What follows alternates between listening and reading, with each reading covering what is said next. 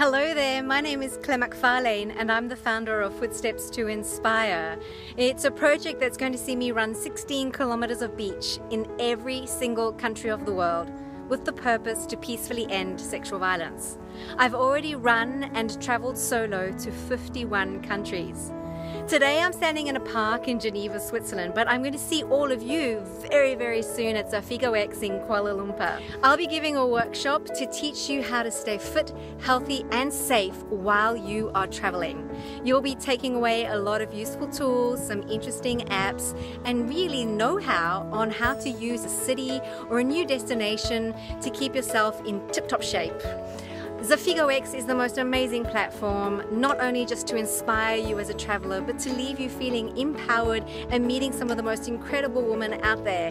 I look forward to seeing you at ZafigoX very, very soon in Kuala Lumpur. Bye-bye.